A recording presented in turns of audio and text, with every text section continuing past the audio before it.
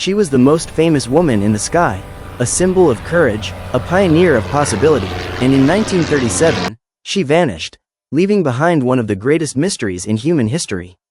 This is the last flight of Amelia Earhart.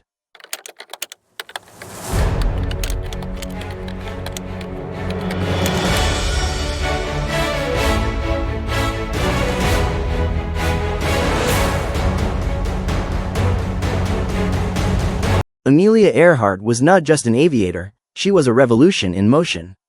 She broke altitude records, distance records, and the expectations of an entire society that believed women didn't belong in the cockpit. By the mid-1930s, her legend was global, but Amelia wanted one final triumph, a flight around the world along the equator, the longest, hardest, and most dangerous route ever attempted. It would be her greatest adventure, her final victory, and her final mystery.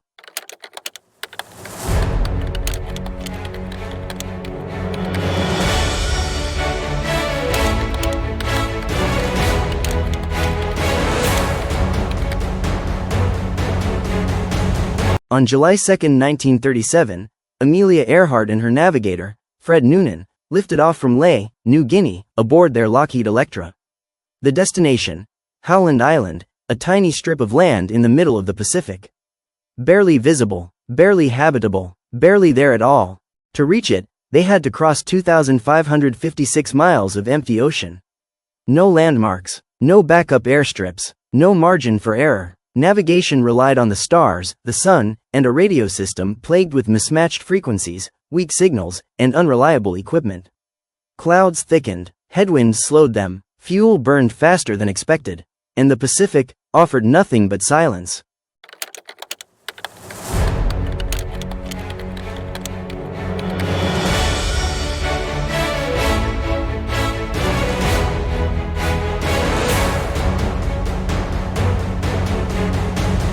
A voice fading into static. Radio operators aboard the Coast Guard cutter Itasca strained to hear Amelia's messages that grew increasingly urgent. "Amelia, we must be on you, but cannot see you." She could transmit, but she couldn't hear their replies. Her receiving antenna was likely damaged. "Amelia, gas is running low." The final message came at 8:43 a.m. "We are on the line. 157 to 337. A line of position, their last known clue. Then, nothing. Amelia Earhart and Fred Noonan vanished into the blue. "But cannot see you. Gas is running low. We are on the line. One on."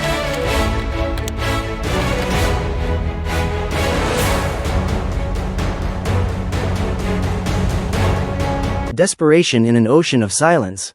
In the tense hours after the disappearance, the search was frantic, but uncoordinated. The Itasca fired smoke signals, broadcast messages, and swept the horizon. But no aircraft appeared. Planes were dispatched from Howland. Ships were redirected. Maps were studied and restudied. Still, nothing. The realization hit with cold force. Something catastrophic had happened.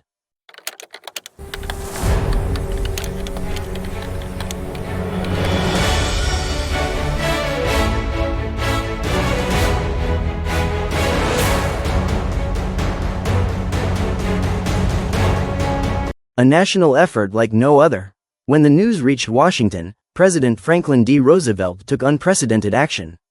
He ordered battleships, aircraft carriers, submarines, and long-range patrol planes to scour the Pacific. For 16 days, the U.S. Navy undertook one of the largest search operations in history. But the ocean revealed no answers. No debris, no oil slick, no life raft, nothing. It was as if the Pacific had swallowed the Electra whole.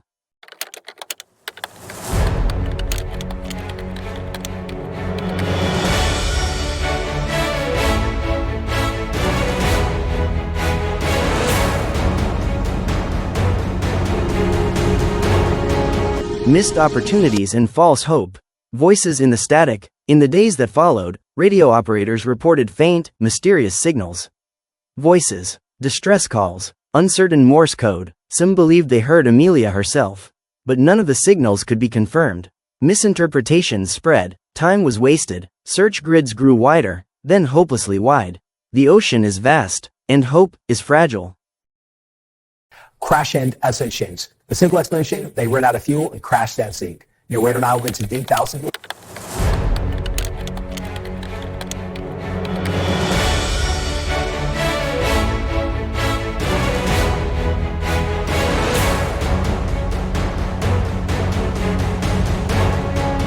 Three paths into the unknown. For decades, investigators, historians, and explorers have debated three primary theories. Theory 1, crash and sink. The simplest explanation. They ran out of fuel and crashed into the Pacific near Howland Island. The ocean in that region is over 18,000 feet deep. A crash would leave little floating debris. Even modern sonar searches have found no trace. A logical theory, but unsatisfying. Castaways on Gardner Island, Nikumaroro. This theory suggests Amelia and Noonan may have landed on the reef of Nikumaroro, over 350 miles south of Howland. Supporters point to pieces of aluminum matching Electra parts, a woman's shoe, improvised tools, campfire remains, a partial skeleton found in 1940, a radio distress pattern consistent with the island. Archaeologists continue to find artifacts that hint, but do not prove, their survival. This is the most hopeful theory, and the most haunting. Japanese capture. The most controversial claim, that Amelia and Noonan flew north, landed in the Marshall Islands, and were captured by Japanese military forces. Some eyewitnesses reported seeing two foreigners, a tall woman and a man, held by Japanese authorities. But documented evidence is scarce, fragmented, and heavily disputed. Still, the theory refuses to die.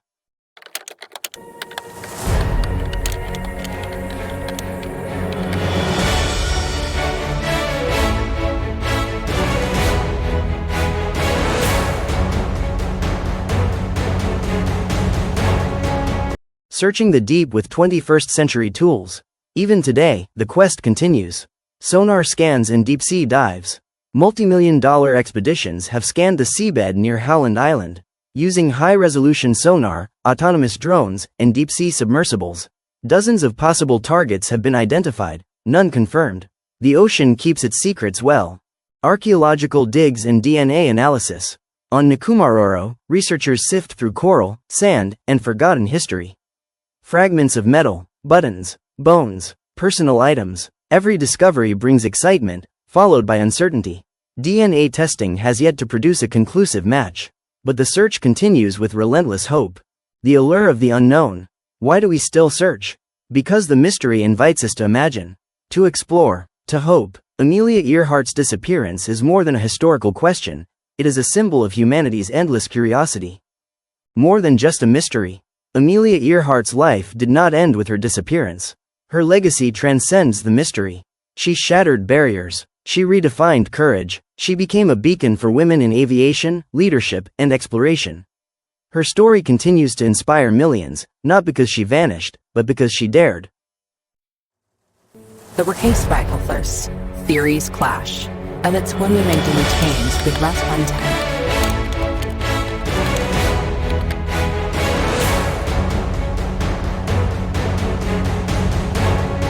The mystery that refuses to fade. The unanswered questions, the ocean-wide silence, are what keep her alive in our imagination. Theories clash, evidence conflicts, search teams return empty-handed, but the mystery endures, and as long as the truth remains hidden beneath waves or buried in coral sand, Amelia Earhart's story will continue to fly.